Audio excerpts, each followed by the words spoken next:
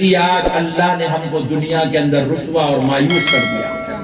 آؤ میرے بھائی لوٹ کے آؤ قرآن کی طرف, اپنے بچوں کو حافظ قرآن بناؤ. یہ ہمارے پاس ہی ہے, انڈیا میں, پاکستان میں, بنگلہ دیش میں, نیپال میں, بھوٹان میں, یہ اپنے ایشیا میں چاہیے سسٹم. ورنہ آپ اگر عرب کے لوگوں میں پہلی والی زندگیوں میں چلے جائیں, ہر گھر میں حافظ قرآن ملتے تھے, ہر گھر میں حافظ قرآن, ہر گھر میں حافظ الحدیث, ہر گھر میں حافظ المسائل فقہ ملتے تھے. آج ہمارے پاس یہ سب سسٹم ختم, بس دنیا کے. چلو پھر بھی اللہ کا شکر ہے, کسی کا بچہ ڈاکٹر بن رہا, کسی کا بچہ انجینئر بن رہا, کسی کا بچہ سی اے بن رہا, کسی کا بچہ جو ایڈوکیٹ بن رہا, کسی کا بچہ جو ہے ماشاءاللہ کچھ اور ایجوکیشن حاصل کر رہا. اللہ کا شکر ہے, اللہ کا لاکھ لاکھ شکر ہے. مگر اب تو 90% مسلمان ایسے ہو گئے, پورے آل اوور انڈیا کی بات کر رہا ہوں, 90% مسلمان ایسے ہو گئے اپنے بچوں کو پڑھا رہے ہیں. 10th پڑھ لیا تو ہمارا بچہ سمجھتا ہوں میں پوری کائنات کی سب سے آخری ڈگری حاصل کر لیا. 10th پڑھ لیا تو اس کا تمہیں پڑھنے کا نام بھی لے لیتا ہوں, کالج کی دنیا بھی لے دیکھنا چاہتا ہوں.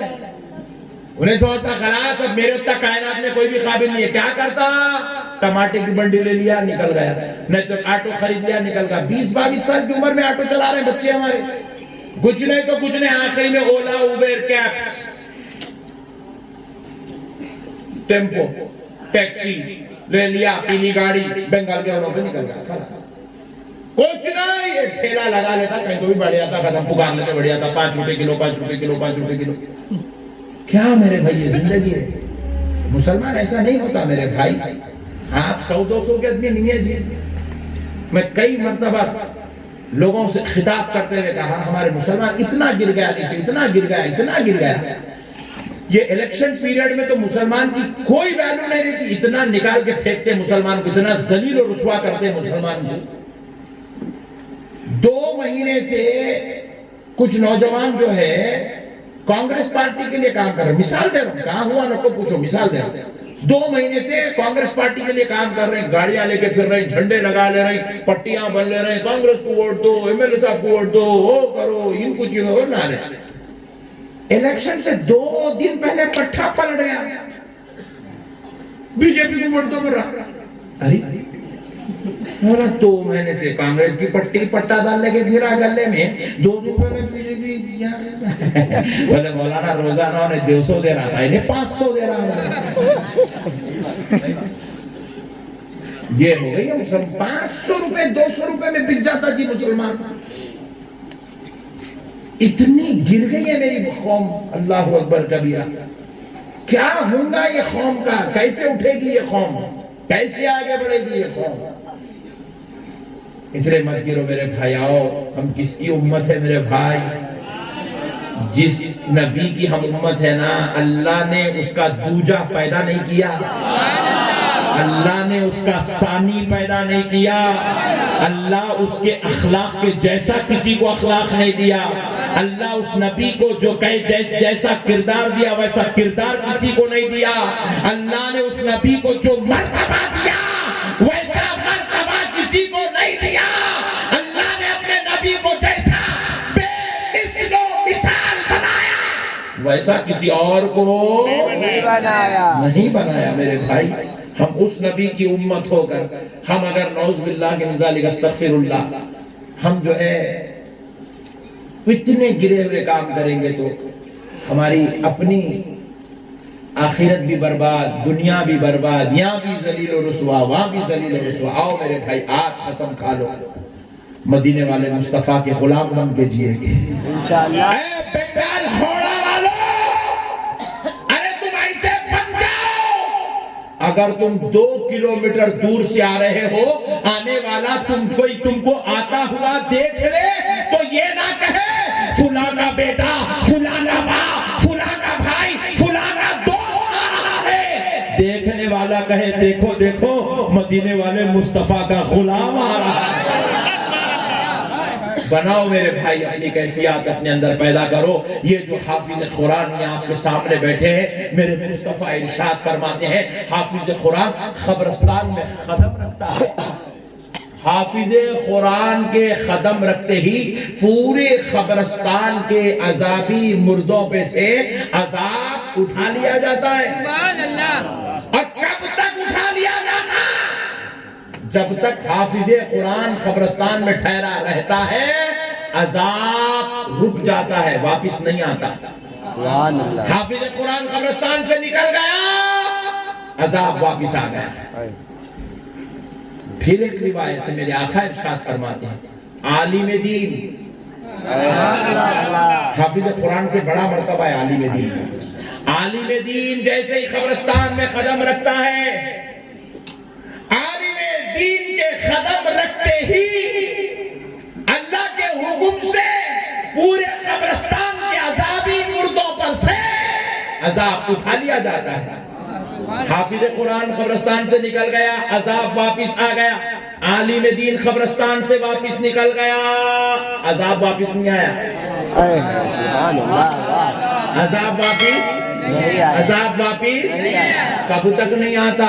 ایک دن ہو گیا واپس نہیں آ رہا ہے، 2 دن ہو گئے عذاب واپس نہیں آ رہا ہے، 3 دن ہو گئے عذاب واپس نہیں آ رہا ہے۔ صحابہ نے پوچھا یا رسول اللہ آپ پر ہمارے ماں باپ قربان، آقا ذرا بتا دے عذاب کب تک واپس نہیں آتا؟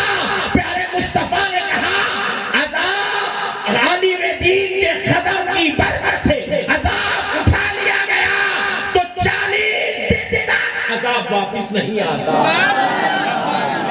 یہ ہے عالم دین کی برکت۔ 40 دن تک عذاب واپس، زور سے بولے، زور سے بولے، اب تو کم سے کم بناؤ، ارادہ کرو۔ آپ لوگ بولے ہماری شادی نہیں ہوئی تو ایسے ہمارے بچوں کو حافظ، شادی تمہاری نہیں ہوئی، تمہارے بہن کی تو ہو گئی نا، تو بھانجے کو بناؤ، بھائی کی ہو گئی نا بھتیجے کو بناؤ، چچا کی ہو گئی نا چچیرے بھائی کو بناؤ، پھوپھو کی ہو گئی نا تو پھوپھیرے بھائی کو بناؤ، کوشش کرو کسی ایک کو تو بناؤ یار۔ میرے پیارے مصطفیٰ ارشاد فرماتے ہیں، وعید سنو، وعید جلال کو میرے آقا، حضور نے فرمایا میری امت میں یتیم 2 قسم کے ہیں۔ کتنے قسم کے ہیں؟ 2 قسم۔ یتیم اس کو کہتے ہیں جس کے بالغ ہونے سے پہلے اس کے باپ کا انتقال ہو جائے، جس کے بالغ ہونے سے پہلے اس کے باپ کا انتقال ہو جائے، اس کو یتیم کہتے ہیں۔ حضور نے کہا یتیم میری امت میں 2 قسم کے ہیں، ایک وہ یتیم جس کے بالغ ہونے سے پہلے اس کا باپ مر جائے، دوسرا وہ یتیم جو بالغ تو ہو گیا اور باپ بھی زندہ ہے پھر بھی وہ یتیم ہے۔ پوچھا یا رسول اللہ اس بچہ تو بالغ ہوگا اس کا باپ زندہ ہے پھر وہ یتیم کیسے ہے؟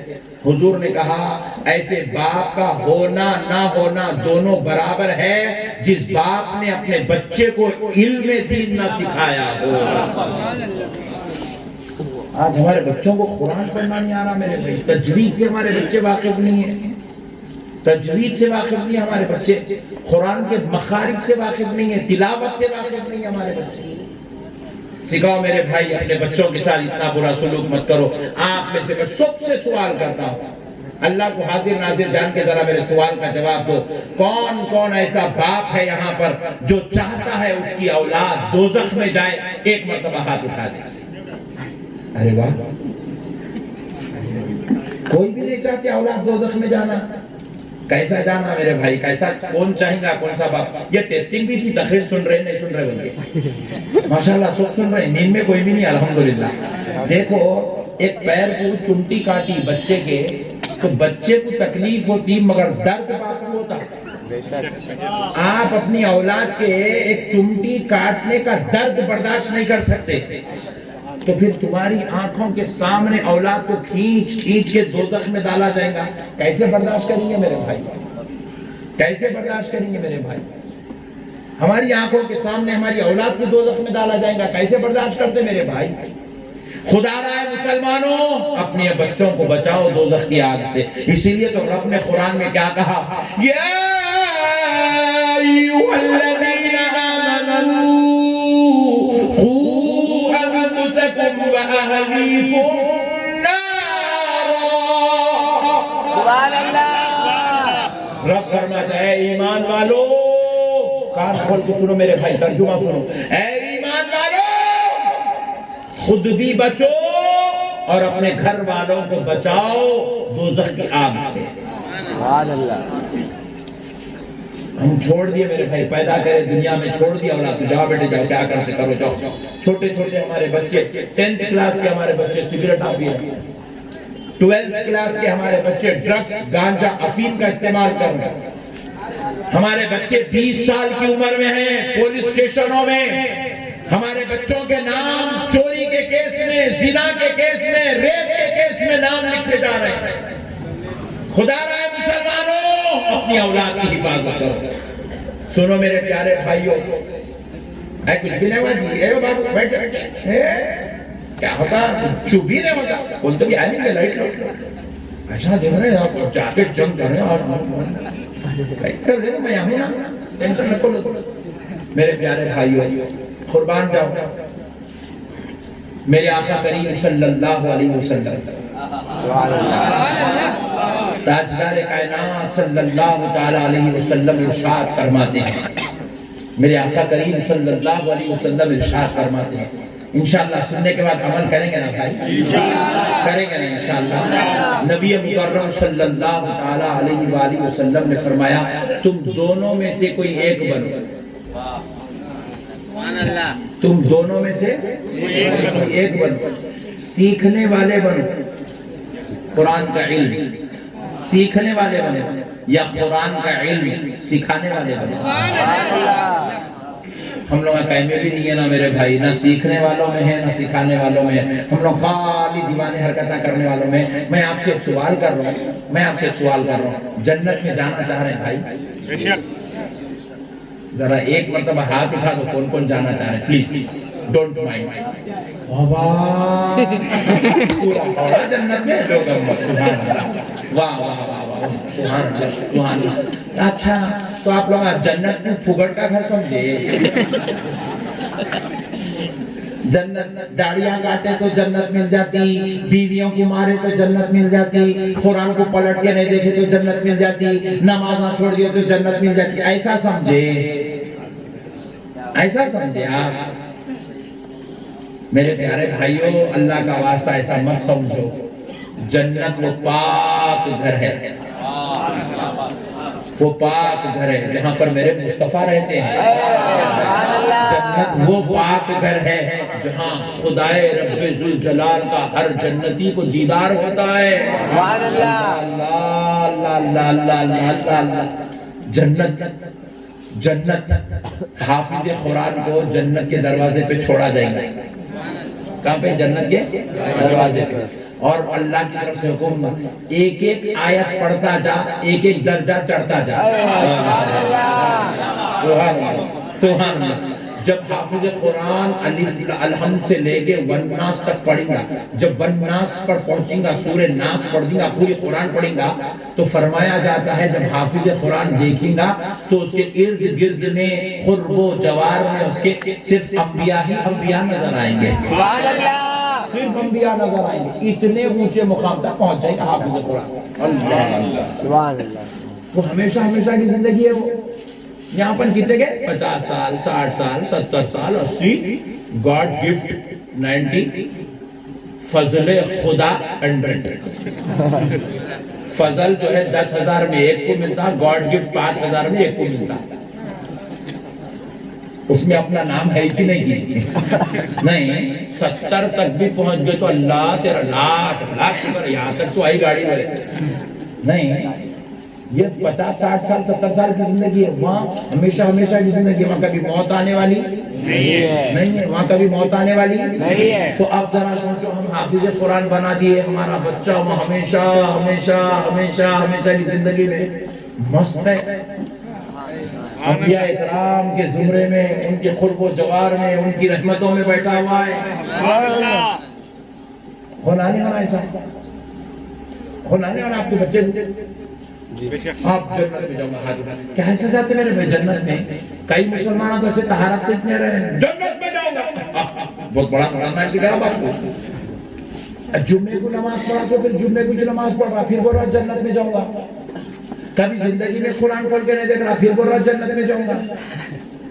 ایسا نہیں ہے میرے پیارے بھائیوں، اللہ کے واسطے ایسا مت سمجھو۔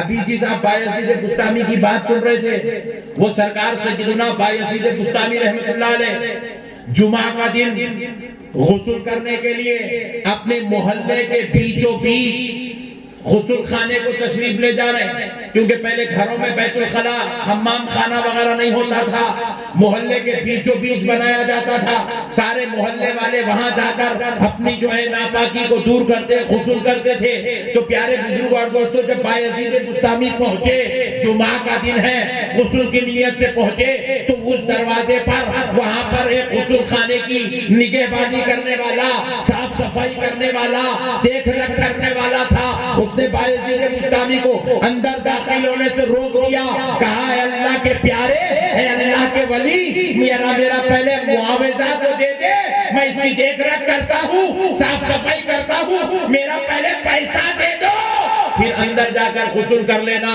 بایزید بسطامی جیسے یہ بات سنے، سرکار بایزید بسطامی چیخ مارے، زمین سے اچھلے اور زمین پہ آ کر بے ہوش ہو گئے، بے ہوش ہو گئے۔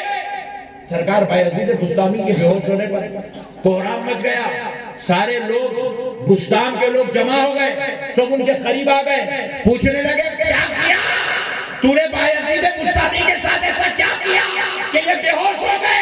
تو کہا خدا کی قسم میں نے کچھ نہیں کہا، میں نے صرف اتنا کہا کہ بھئی آپ حمام یوز کر رہے ہیں، حمام کا پیسہ دیجئے، پھر اس کے بعد حمام یوز کریے۔ انہوں نے معاوضہ مانگنے پر چیخ مارے، بے ہوش ہو کے گر گئے۔ تو کہا کچھ ترکیب کے بعد جب بایزید بسطامی ہوش میں آئے تو بایزید بسطامی سے لوگوں نے پوچھا آخر ایسی کیا بات ہو گئی حضور، آپ پر بے ہوشی طاری ہو گئی، ایسا وقت آپ پر کیوں آیا، آخر ایسی کیا بات ہو گئی، کیا اس نے کچھ کہا؟ تو کہا نہیں اس نے کچھ نہیں کہا اور کوئی ایسی بات نہیں ہے، مجھے میرے ہاتھ سے چھوڑ دو، تم جاؤ اپنا کام کرو۔ کہا نہیں حضور بتا دے آخر ایسی کیا بات ہو گئی کہ آپ چیخ مارے اور بے ہوش ہو گئے، ایسی کیا بات ہوئی؟ تو بایزید بسطامی کہنے لگے سنو یہ میں حمام میں جا رہا تھا، اس نے مجھ سے معاوضہ مانگا اور اس کا حق ہے کیونکہ یہ اس کی صاف صفائی کرتا ہے، یہ معاوضہ لے کر لوگوں کو اندر چھوڑتا ہے، تو میں بھی اس کا معاوضہ دینا چاہیے، میں دینا چاہتا، لیکن ذرا سوچو اس نے مجھ سے کہا کہ حمام استعمال کرنے کے لیے، اندر جانے کے لیے تمہیں پیسے دینا ہوگا، معاوضہ دینا ہوگا، تو مجھے خیال آیا بایزید یہ دنیا کا حمام جس میں جا کر انسان اپنی ناپاکی دور کرتا ہے، اپنے جسم کا میل کچیل دور کرتا ہے، اپنے جسم کو پاک کرتا ہے، صاف صفائی کرتا ہے، یہاں پر انسان بغیر معاوضہ دیے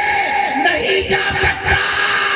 تو خدا کی جنت کے لیے بایزید نے کیا معاوضہ تیار کر رکھا ہے؟ اللہ کی جنت کے لیے بایزید وہاں جانے تیرے پاس کیا معاوضہ ہے؟ جب حمام جیسی جگہ پر بغیر معاوضے کے نہیں جا سکتے تو جنت جیسی جگہ پہ ہم نے کیا معاوضہ تیار کر رکھا؟ نہ ہماری اولاد کے لیے ہم نے کچھ پلان کیا، نہ اپنی آخرت کے لیے کچھ پلان کیا، روزانہ اٹھنا، صبح اٹھنا، دکان پہ جا کے بیٹھنا، شام میں پیسے گن لینا، کاؤنٹر پہ ڈالنا، بینک پہ ڈالنا، شرٹ ڈال دینا، آ جانا، سو جانا، کھانا پینا، کھجانا، چلے جانا، پھر صبح پھر شام پھر صبح پھر شام، یہی زندگی۔ خدا رائے مسلمانوں، اللہ اور اس کے رسول کا واسطہ اپنی زندگی کے مقصد کو سمجھو میرے بھائی، آؤ میرے بھائی اپنی اولاد کے لیے فکر کر، اپنے بچوں کے لیے فکر کر، ان کی آخرت کے لیے بہتر سوچو میرے بھائی۔ نبی مکرم صلی اللہ علیہ وسلم ارشاد فرماتے ہیں بروز محشر حافظ قرآن کے ماں باپ کو تاج پہنایا جائے گا، اور وہ تاج کہے گا سونے کا چاندی کا تاج نہیں، نور کا تاج ہوگا۔ کیا کا تاج ہوگا؟ نور کا تاج، نورانی تاج پہنایا جائے گا۔ بزم محشر میں اس نورانی تاج کی وجہ سے اتنی روشنی ہو جائے گی کہ دیکھنے والے ان حافظ قرآن کے ماں باپ کو دیکھ کر ان کے قریب آ کے پوچھیں گے کیا آپ کوئی نبی یا پیغمبر ہے؟ تو حافظ قرآن کے ماں باپ کہیں گے اللہ اللہ، خدا کی قسم نہ ہم کوئی نبی ہیں نہ کوئی پیغمبر ہے۔ پھر کہیں گے یہ نورانی تاج تمہارے سر پر کیوں پہنایا گیا؟ تو وہ کہیں گے سنو یہ نور والا تاج ہمارے سر پہ اس لیے پہنایا گیا کیونکہ ہم نے دنیا میں اپنے بچے کو حافظ قرآن بنایا۔ بناؤ میرے بھائی، ایک بچے کو بناؤ آج۔ آپ عشق رسول پہ تقریریں بہت سنے، عظمت اولیاء پہ تقریریں بہت سنے، اس لیے میں آج آپ کو ایک پیغام والی تقریر دے رہا ہوں تاکہ آج ہمارے دلوں میں قصد و ارادہ ہو، اور اب اس کے بعد ہر ماں باپ یہ ڈیسیشن لیں کہ ہم اپنی اولاد کی زندگی برباد نہیں کریں گے، اپنی اولاد کے ساتھ خیر کا، فضل کا، رحم کا، کرم کا معاملہ کریں گے، ان کی آخرت کو بہتر بنائیں گے۔ بس آخری بات سن لیجئے، اپنی بات کو ختم کرتا ہوں، امید کرتا ہوں کہ آپ حضرات انشاءاللہ تعالی ابھی بولنا ہے، زیادہ بولیں گے تو بیچارے بولے نکو بہت جو ہے بولیے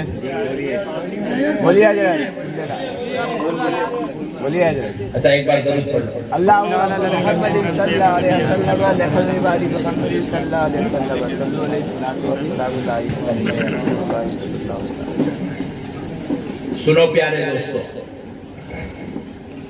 میرے پیارے بھائیو سنو، سرکار سیدنا امام جلال الدین سیوطی مفسر قرآن ہے، تفسیر جلالین کے 15 پاروں کی تفسیر آپ نے فرمائی ہے۔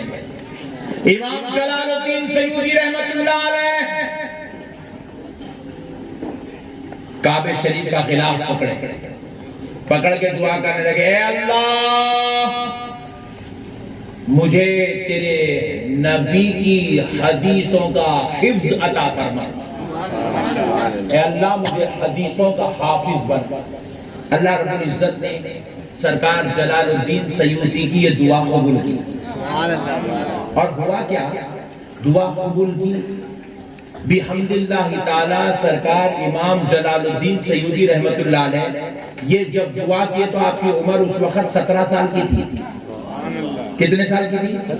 کعبے کا خلاف پکڑ کے دعا کر رہے ہیں۔ ہم لوگ کیا دعا کر رہے ہیں آج کل؟ اے اللہ میرے کو اچھی بچی دلا دے مولا، اللہ بچی مل گئی تو 2 بچے بھی دے دے اللہ، اے اللہ ذرا دکان کھولا اس میں کاروبار دے دے، اے اللہ ذرا قرضہ دلا دے، اے اللہ ذرا بچہ بدماش ہو گیا ذرا سدھار دے۔ یہ دعا کر رہے ہیں ہم لوگ۔ علم کی دعا ہم کوئی نہیں کرتا۔ سرکار امام جلال الدین سیوطی دعا کرے، اللہ مجھے حدیثوں کا حافظ بنا۔ سبحان اور اللہ، خدا کی قسم رب نے ان کی دعا قبول کی۔ سبحان اللہ۔ آپ 17 سال کی عمر میں یہ دعا کی، جب آپ پردہ فرمانے کا وقت آیا، وقت وصال آیا، آپ اللہ کا شکر ادا کرتے ہیں، اے اللہ تیرا لاکھ لاکھ شکر ہے پروردگار، تو نے میری دعا قبول کی، اور اس دعا کی برکت سے مولا میں آج 2 لاکھ حدیثوں کا حافظ ہوں۔ سبحان اللہ۔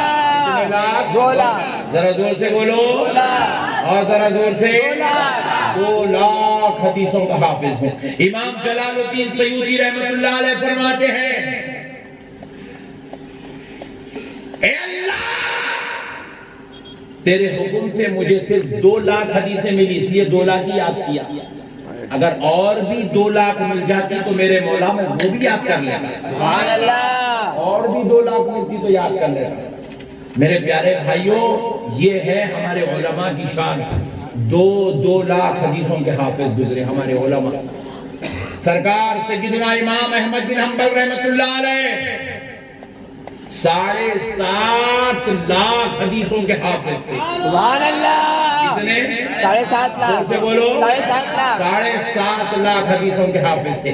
ایک روایت میں آتا ہے امام بخاری رحمت اللہ علیہ کو 1 لاکھ حدیثیں ایسی یاد تھی، اب بیٹھ کے اگر پڑھنا شروع کرے تو 1 لاکھ حدیث سنا کے اٹھتے، ایسی یاد تھی حدیث۔ سبحان اللہ۔ ایسی یاد تھی امام بخاری کو 1 لاکھ حدیثیں، جیسا ہم لوگ سورہ فاتحہ پڑھتے بغیر رکے کے، امام بخاری کو ویسی 1 لاکھ حدیثیں یاد تھی بغیر رکے کے پڑھے۔ ایسے تھے بھائی ہمارے بزرگ، ہم ان کے ماننے والے ہیں میرے بھائی، ہم ان کے چاہنے والے ہیں، ہم ان کے غلام ہیں میرے بھائی۔ سنو ہمارے بزرگ قرآن کتنا پڑھتے تھے۔ سرکار امام عاصم کوفی رحمت اللہ علیہ، آپ نہیں جانتے یہ کون ہے، جبکہ ان کا اس امت پہ بہت بہت بہت بڑا احسان ہے، خصوصاً عجب والوں پر۔ آپ قرآن کو تجوید سے پڑھتے ہیں نا، تجوید سے، یہ تجوید کیا چیز ہے، اس کو دنیا میں تعارف کرانے والی ذات کا نام امام عاصم کوفی ہے۔ امام التجوید ہے امام عاصم کوفی. جیسے بخاری جمع کر کے دینے میں امام بخاری کا حق ہے، فقہی مسئلے استنباط کرنے میں امام اعظم کا حق ہے، اسی طرح تجوید کو آسان کر کے اس کو ایک فن بنا کے علم بنا کے اس کو نکھار کے سنوار کے امت تک پہنچانے میں امام عاصم کوفی کا حق ہے.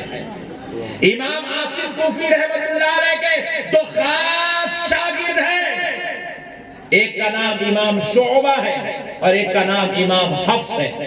اور ہم ہندوستانی، پاکستانی، بنگلہ دیشی لوگ جو قرآن جس انداز میں جس خرت میں پڑھتے ہیں وہ ہم امام حفص کی خرت میں قرآن پڑھتے ہیں. کس کی خرت میں؟ امام حفص. بولو، امام حفص کی خرت میں ہم قرآن پڑھتے ہیں. لیکن عرب والے امام شعبہ کی خرت میں قرآن پڑھتے ہیں. اور جب سرکار امام شعبہ رحمت اللہ علیہ کا وقت وصال قریب آیا، انتقال کا وقت قریب آیا، امام شعبہ نے اپنی بہن کو بلایا، بلا کر کہا بہن جب میرا انتقال ہو جائے نا تو ایک چھوٹا سا عمل ہے میرے پاس، اللہ سے گزارش کرنا کہ اللہ تعالیٰ اس عمل کا اجر مجھ کو عطا فرما دے. تو بہن پوچھتی ہے بھائی صاحب جب آپ کا کچھ عمل ہے تو آپ خود کیوں اللہ سے دعا نہیں کر لیتے؟ ہم لوگ نماز پڑھ کے بولتے اللہ اس کے بدلے میں یہ دے، اس کے بدلے میں یہ دے، اس کے بدلے میں یہ دے بولتے ہیں. مگر اولیاء اللہ کیا چیزیں دیکھو آپ. حضرت امام شعبہ سے بہن کہہ رہی ہے بھائی جب آپ کے پاس عمل ہے تو آپ خود اپنے رب کو کیوں نہیں کہتے بدلے میں یہ چیز دے دے؟ تو امام شعبہ فرماتے ہیں بہن عبادت کرنے کے بعد اس کا صلہ مانگنے میں مجھے شرم آتی ہے. عبادت کرنے کے بعد اس کا صلہ مانگنے میں مجھے شرم آتی ہے، کیونکہ میں صلے کے لیے عبادت نہیں کیا، رب کی رضا کے لیے عبادت کیا. تو بہن پوچھتی ہے بھائی وہ کیا عمل ہے، کیا عمل ہے جو آپ کے مرنے کے بعد آپ پر بخشنا ہے، جو اللہ کی بارگاہ میں دعا کرنا ہے کہ اس کا اجر آپ کو مل جائے، کیا عمل ہے؟ تو امام شعبہ کہتے ہیں بہن میں نے اپنی زندگی میں 18,000 مرتبہ قرآن کی تلاوت کی ہے. رب سے کہنا کہ امام شعبہ کو اس کا اجر عطا فرما دے. سبحان اللہ. کتنے مرتبہ؟ 18,000 مرتبہ قرآن کی تلاوت کی. 18,000 مرتبہ. کہاں ہمارے بزرگ ان 7.5 لاکھ حدیثوں کے حافظ، 2 لاکھ حدیثوں کے حافظ، ان کو پانی کی طرح 1 لاکھ حدیثیں یاد ہے. یہ 18,000 مرتبہ قرآن کی تلاوت کر رہے ہیں. ہمارے حیدرآباد سے 150 پونے 200 کلومیٹر کی دوری پر ایک گاؤں ہے، ایک علاقہ ہے، اچھی سٹی بن گئی اب تو، اس کا نام ہے ورنگل. وہاں ایک بزرگ آرام فرما رہے ہیں، رفاعیہ سلسلے سے ان کا تعلق ہے. حضرت سید شاہ افضل بیابانی رحمت اللہ علیہ جب آپ کا وصال کا وقت قریب آیا تو آپ اپنی بہن کو بلا کے فرمائے بہن جب میرا انتقال ہو جائے تو مجھے اسی جگہ پہ دفن کرنا، اسی جگہ پہ میری تدفین کرنا. بہن سے آپ نے جب پوچھا، بہن نے آپ سے پوچھا بھائی اسی جگہ پر آپ تدفین کی خواہش کیوں کرتے ہیں؟ کہا بہن یہ وہ جگہ ہے جہاں میں نے کھڑے ہو کر 64 سال ہر رات اللہ کی عبادت کی ہے اور ہر رات میں ایک قرآن مجید کی تلاوت کی. اور کیسا کرتے تھے معلوم؟ 4 رکعت نماز پڑھتے تھے پوری رات میں. پوری رات عشاء کی نماز کے بعد نفل نماز کی نیت کر کے رکعت باندھ لیتے تھے. پہلی رکعت میں 10 پارے، دوسری رکعت میں 10 پارے، تیسری رکعت میں 7 پارے، چوتھی رکعت میں 3 پارے. اس طریقے سے جب آپ چوتھی رکعت کا سلام پھیرتے تھے تو مؤذن اگر فجر کی اذان دیا گیا ساری رات اللہ کی عبادت میں گزارا. ہمارے بزرگوں نے ایسا قرآن سے شغف و تعلق رکھا. ہمارے شہر کا حیدرآباد دکن کا جو سب سے بڑا جامعہ ہے، جو ہندوستان کی زمین پر قائم ہونے والا سب سے پہلا مدرسہ، پہلا جامعہ، جو رسول اللہ صلی اللہ علیہ وسلم کے حکم و فرمان پر قائم کیا گیا ہے، اس جامع، اس کا نام جامعہ نظامیہ ہے. اس جامعہ نظامیہ میں ایک شیخ تھے، استاد تھے، مفتی تھے، جن کا نام حضرت علامہ مفتی منیر الدین صاحب قبلہ رحمت اللہ علیہ. شہر حیدرآباد کی جو سب سے بڑی جامع مسجد ہے، مکہ مسجد جس کو کہتے ہیں، وہاں کے وہ خطیب بھی تھے، جامع نظامیہ کے مفتی تھے. آپ اپنے گھر سے روزانہ فجر کی نماز پڑھ کے نکلتے تھے. تو اس وقت آپ کی بیٹی کہتی ہے میں سنتی تھی بابا سورہ فاتحہ، سورہ بقرہ، نکلے تک، تیار ہوئے تک، شیروانی پہنے، کپڑے پہن کے گھر کے باہر نکلے تک ایک پارے کی تلاوت کر لیتے تھے. روزانہ تلاوت کرتے جامعہ کو آتے، جامعہ میں بیٹھتے، تلاوت کرتے، کام کرتے، زہر پڑھے، پھر تلاوت، عصر پڑھے تلاوت، مغرب پڑھے تلاوت.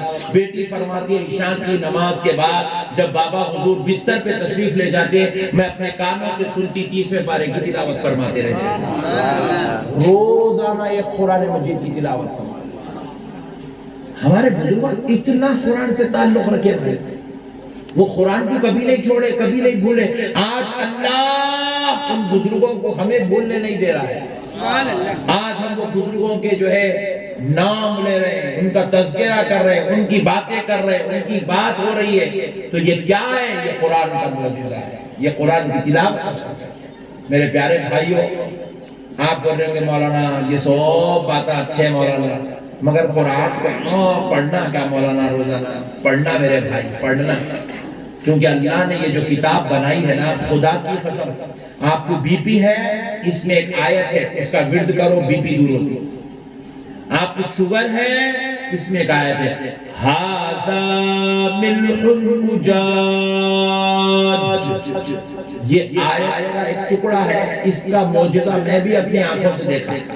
جب ہم بچپنے میں پڑھ رہے تھے تو یہ آیت ہمارے استاد بتائے تھے. میرے والد محترم کو شوگر ہوا تو میں والد صاحب کو بولا بابا آپ یہ پڑھیے ھذا ملح اجاج. تو والد صاحب وظیفہ بنا لیتے، اٹھتے بیٹھتے چلتے پھرتے، جب بھی آتا آپ پڑھتے رہتے تھے. آپ یقین مانیے والد صاحب کو 40 سال کی عمر میں شوگر آئی، 75 سال کی عمر میں انتقال فرمائے، لیکن شوگر کی وجہ سے انتقال نہیں ہوا. شوگر تو رہی مگر شوگر نقصان نہیں پہنچے. قرآن کی یہ آیت آج بھی لوگوں کو معجزہ کے طور پر ہے. بال جھڑ جا رہے، اس کے لیے بھی قرآن کے اندر آیا ہے. راتوں میں نیند نہیں آ رہی، اس کے لیے بھی قرآن کے اندر آیت موجود ہے. کمر میں درد، گھٹنوں میں درد ہے، اس کے لیے بھی قرآن کے اندر موجود ہے. کئی ایسا زخم ہے، بہت زیادہ درد ہو رہا ہے، اس کے لیے بھی قرآن کے اندر آیت موجود ہے. اولاد نہیں ہو رہی ہے، اس کے لیے بھی قرآن کے اندر موجود ہے آیت. کاروبار کو جا رہے ہیں، خوب پیسے چاہیے، پیسے مرضی تمہاری. میں تو آیت دینے والا تھا، نہیں بولتا جاؤ. بولیے پیسے چاہیے. ہاں اس کی تو پریکٹیکل اپن گواہ ہے، اپن پڑے ہی آیا دبا کے دے گا. مانگنے کی ضرورت نہیں ہے، بغیر نذرانہ مانگے کے دوسرے مولانا لوگوں سے زیادہ ملتا ہے. یہ بھی قرآن کے آگے ہونا کبھی نکو. حب لنا من لدنک رحمہ انک انت الوہاب. سبحان اللہ. اتنا ہی چاہیے قرآن کی آیت. حب لنا من لدنک رحمہ انک انت الوہاب. روزانہ خالی 70 بار پڑھو. غیب کے خزانوں سے دولت آئیں گی. آپ اپنی کو کہاں رکھوں، کہاں رکھوں اتیادی دولت. سبحان اللہ. پڑھتے کیا بات کر رہے ہیں کوئی چاہیے پیسے مل گئے، سگریٹ کے مل گئے، الحمدللہ بس کیا ہے مولانا کہیں بتا رہے بس کیا اتنی جگہ بھی ہم لوگ جیب میں. ایک مرتبہ کیا ہوا، میں پہلے بائک چلاتا تھا تو میں پیٹرول پمپ پہ پہنچا بائک میں پیٹرول ڈالنے کے واسطے. تو میرے سامنے ایک نوجوان لڑکا، انہیں میرے سے پہلے پہنچا، پلسر 220 لے کے پہنچا. سینٹ ڈوٹ مارے ہوا ہے، بہترین آرمز بنے ہوئے، ٹی شرٹ یہاں تک ایسا آم دکھ رہا پٹھے کا ہے، زبردست ہے، طبیعت کیسے ہوئی دیکھ پیٹرول کی ٹینک کھولا، انہیں بھی پیٹرول پمپ والا گن لگا دیا اندر، پیٹرول ڈالنا پوچھا کتنے کا ڈالوں صاحب، انہیں ایسا اٹھ کے پیچھے سے والیٹ نکالا تو میں سمجھا ٹینک فل کر آتا ہے، بہت بڑے باپ کا بیٹا دکھ رہا ہے، کیونکہ اس کا سینٹ، اس کی ڈریسنگ، اس کی گاڑی دیکھ دو، طبیعت کس ہو گئی؟ 30 روپے کا لالا، اتنی خطرناک قوم،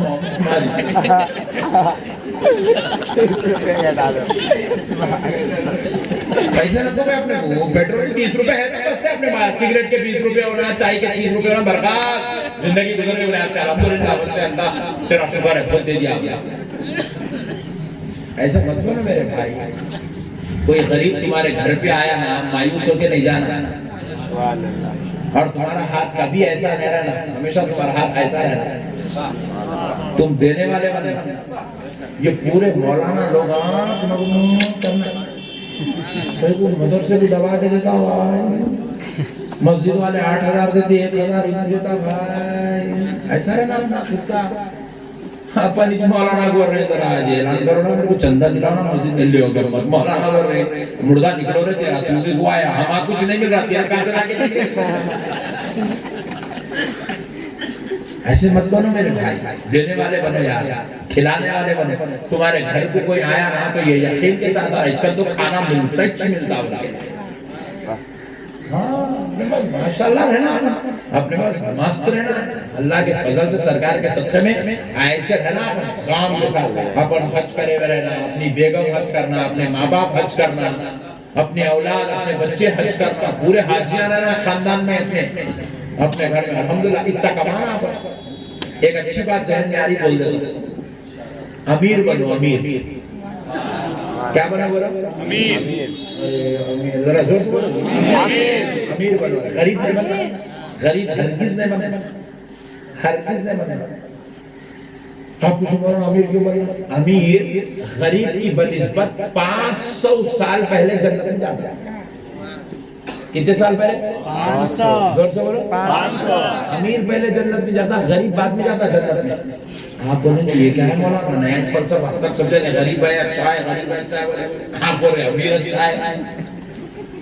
سنو بڑی پتے کی بات، غریب خالی دو کام کرتا ہے زندگی میں، ایک نماز پڑھتا ہے، دوسرا روزہ رکھتا ہے، کیونکہ فری کے ہے نا، دو کام کرتا ہے غریب، نماز پڑھنا روزہ رکھنا، نماز پڑھنا روزہ رکھنا، زکات کیا بتا کر رہے ہیں آپ، کیا صدقہ خیرات میرے کچھ کوئی دے تو اچھا ہے، بولا حج کریں گے بولے میرے پر فرض ہی نہیں ہے، میں کیسے کروں گا بھائی؟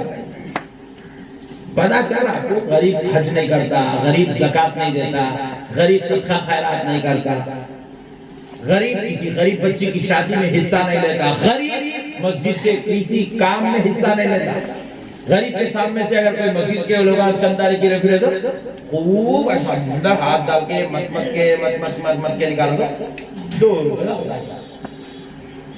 کمیٹی کا نہیں بولتے، رکھ لے رہے ہونا تو 2 روپے تو لے لے بولے۔ غریب صرف 2 کام کرتا، نماز پڑھتا، روزہ رکھتا۔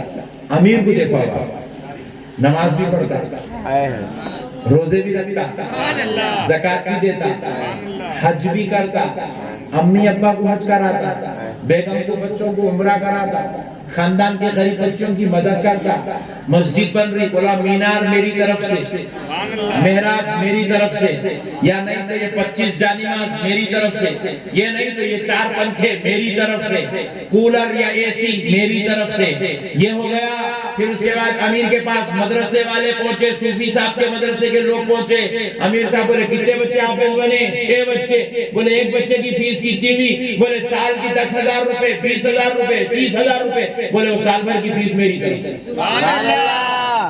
امیر کو دیکھو آپ کتنا ثواب مل رہا ہے، کتنا ثواب مل رہا ہے، ادھر حافظ قرآن بنانے کا ثواب، ادھر مسجد بنانے کا ثواب، ادھر بیوی بچوں کو عمرہ کرانے کا ثواب، ماں باپ کو حج کرانے کا ثواب، خود کے حج کرنے کا ثواب، زکات دینے کا ثواب، کتنے نے کیا امیر کے پاس، غریب دو۔ اس لیے میں آپ کو بول رہا ہوں اللہ کے واسطے آپ غریب مت بنو، اچھا کماؤ میرے بھائی، محنت کرو یار، آگے بڑھو، محنت کرو، کچھ ایسا کام کرو، دنیا میں آئے ہو تو کچھ ایسا کر دو کہ جانے کے بعد بھی دنیا والے یاد رکھنا، ارے اچھا آدمی تھا بھائی، اچھا آدمی تھا بھائی، ارے رہتا تو ٹینشن نہیں رہتی تھی بھائی، ایسا سوچنا۔ غریب بچی کے ماں باپ آپ سے خوش رہنا، مفلسوں محتاجوں مسکینوں یتیموں کو آپ پہ بھروسہ ہونا، ورنہ یہ بھی کیا زندگی ہے یار، بیچارہ غریب آدمی کماتا کچھ بھی نہیں، بیگم کو بولا پریگننٹ ہے بیگم، جاؤ دواخانے میں جا کے بتا لو، کہاں جانا، گورنمنٹ دواخانے میں، پھر وہ بھی ہاوڑا کا گورنمنٹ ہاسپٹل، گئے تو 600 عورتیں، اس کا نمبر آئے کہ اس کی کمر ٹوٹ جاتی پوری، پیرا پورے ڈھیلے پڑ جاتے ہیں۔ میرے پیارے بھائیوں، اگر پیسے رہے تو پرائیویٹ ہاسپٹل میں اپوائنٹمنٹ لیے، ایک دن پہلے لے کے جا کے 10 بجے بتائے، شان کے ساتھ بہترین گولیاں لکھائے، لے کے آ کے اپنی بیگم کو کھلائے، ماں باپ کا علاج کرائے، بابا کی شوگر کا علاج، اماں کے بی پی کا علاج، بڑے بھائی کا علاج، بیوی کا علاج، بچوں کی بہترین ہائیلی کوالیفائڈ ٹیچر کے پاس ایجوکیشن اسٹڈیز اپنی اولاد کی، یہ کامیاب زندگی ہے۔ دیکھو رسول پاک صلی اللہ علیہ وسلم کے خدموں کے نیچے سونا ہے، بے شک سونا نکل رہا ہے محمد کے شہر میں، بے شک نہیں سرکار کے خدموں کے، مگر سرکار اس کو پسند نہیں کرے، نفرت کرے، چھوڑ دے، نعوذ باللہ، ایسا نہیں ہے۔ سرکار اس لیے اپنے لیے سونا پسند نہیں کرے کیونکہ نبی پاک علیہ السلام جانتے تھے آپ کی امت کا تقریباً حصہ غریبوں میں ہوگا۔ حضور سوچے اگر میں سونے کے تخت پر بیٹھوں گا، سوؤں گا، تو میری امت کا غریب کہیں مایوس نہ ہو جائے، اسی لیے نبی پاک علیہ السلام نے اپنے امت کے غریبوں کو جو ہے خوش رکھنے کے لیے، اپنی ایک سنت ان کو دینے کے لیے حضور نے اس سونے کو نہیں دیا، اس سونے کی طرف توجہ نہیں فرمائی، مگر حضور نے کہیں بھی یہ نہیں کہا تم امیر مت بنو، نہیں کہا۔ حضور کے صحابی بلکہ حضور کے داماد ایک نہیں، حضور نے ان کو 2 بیٹیاں عطا فرمائی، اس ذات اقدس کو عثمان غنی کہا جاتا ہے، ایک نہیں 2 بیٹیاں سرکار نے کامل الحیاء والایمان کو عطا فرمائی، اور وہ کامل الحیاء والایمان بھی ہے، عثمان غنی بھی ہے، اور ایسے غنی ہیں کہ ان کے جیسا غنی آج تک پیدا نہیں ہوا۔ مطلب یہ ہے کہ حضور نے امیری سے نفرت نہیں فرمائی، بلکہ نبی پاک علیہ السلام نے تو امیروں کے لیے عبادت کے احکام لے آئے، زکوٰۃ کا مسئلہ امیروں کے لیے ہے، حج کا مسئلہ امیروں کے لیے ہے، عمرہ کے مسائل امیروں کے لیے ہے، صدقہ خیرات کے مسائل امیروں کے لیے ہے، مسجدوں کی تعمیر کا کام امیروں کے لیے ہے، مدرسوں کی بنیاد کا کام امیروں کے لیے ہے، حافظوں عالموں کا انتظام امیروں کے لیے ہے۔ اس لیے پیارے بھائیوں، خدا محنت کرو، کاروبار کرو، تجارت کرو، اچھی جگہ ملازمت کرو، پیسہ کماؤ۔ میرے بھائیوں، غریبی کو آپ پسند نہ کرو، امیری کو پسند کرو، امیر بنو تاکہ اللہ تبارک و تعالیٰ کا فضل نصیب ہو۔ بس اب آخری بات، نو پرابلم، بس اب آخری بات سن لیجیے میرے بھائیوں، قرآن کی تلاوت کرو، قرآن کی زور سے بولو، قرآن کی تلاوت کرو، کیونکہ میرے پیارے آقا کریم صلی اللہ علیہ وسلم ارشاد فرماتے ہیں، نبی مکرم صلی اللہ علیہ وسلم نے ارشاد فرمایا، جب کوئی شخص 3 مرتبہ یاسین شریف کی تلاوت کرتا ہے، کتنے مرتبہ؟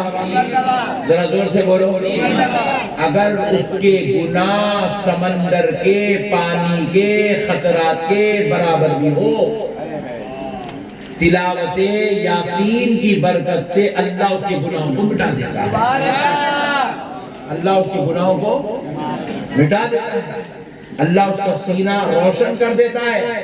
یاسین شریف کی تلاوت کرنے والے کی خبر نور سے منور کر دی جاتی ہے۔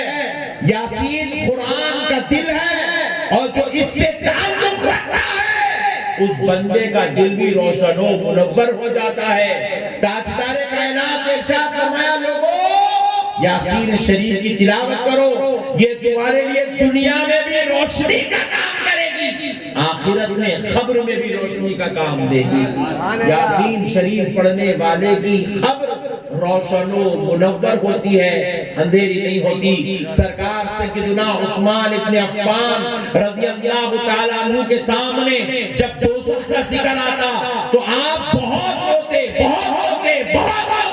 لیکن جب خبر کا ذکر آتا تو اتنا روتے کہ روتے روتے بے ہوش ہو جاتے۔ تو کسی نے پوچھا، عثمان دوزخ کے ذکر پر روتے ہو، خبر کے ذکر پر روتے روتے بے ہوش ہو جاتے ہو، دوزخ کا عذاب بڑا ہے یا خبر کا عذاب بڑا ہے؟ کیونکہ ہم تمہیں دیکھ رہے ہیں، خبر کے عذاب پر تم تکلیف زیادہ محسوس کرتے ہو۔ تو حضرت عثمان نے روتے روتے کہا، دیکھو جب کسی دوزخی کو دوزخ میں عذاب دیا جائے گا تو یہاں سے وہاں ہٹ سکتا ہے، وہاں سے وہاں بھاگ سکتا ہے، وہاں سے وہاں پھسل سکتا ہے، وہاں سے وہاں جا سکتا ہے، لیکن جب کسی کو خبر میں عذاب دیا جائے گا تو ہل نہیں سکتا، بھاگ نہیں سکتا، مسل نہیں سکتا۔ خبر کا عذاب دوزخ کی عذاب کی بنسبت سخت ترین ہے، اس لیے میں خبر کی عذاب کا ذکر سن کر روتا ہوا بے ہوش ہو جاتا ہوں۔ تو میرے پیارے بزرگ اور دوستو ذرا غور کرو، پیارے مصطفیٰ ارشاد فرماتے ہیں وہ خبر کے عذاب اگر کوئی نور میں تبدیل کر سکتا ہے تو وہ یاسین شریف کی تلاوت تبدیل کر سکتی ہے۔ یاسین پاک کی تلاوت میرے بھائی اللہ کا واسطہ ہے، مسلمانوں قرآن کی دوستی کرو۔ قرآن بروز محشر اپنی تلاوت کرنے والوں کو دوزخ میں جانے سے روکے گا۔ حدیث پاک ہے، رسول اللہ ارشاد فرمائے دوزخ اور قرآن کی تلاوت کرنے والے خاری کے بیچ میں قرآن آ کر نور کی شکل میں کھڑا ہو جائے گا۔ دوزخ میں جب وہ خاری جاتا رہے گا تو قرآن اس کو ایسے دھکا مارے گا کہ خاری قرآن کی تلاوت کرنے والا 500 میل دور جا کے گرے گا۔ قرآن اس کو ایسے دھکا مارے گا، دوزخ میں جانے نہیں دے گا۔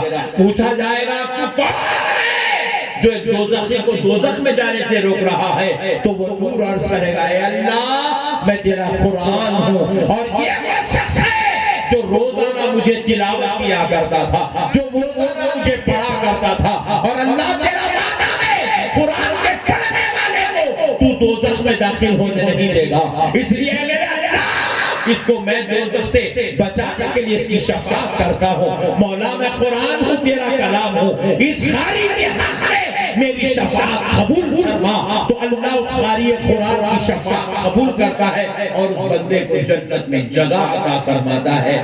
وما علینا الا البلاغ برحمتک یا ارحم الراحمین۔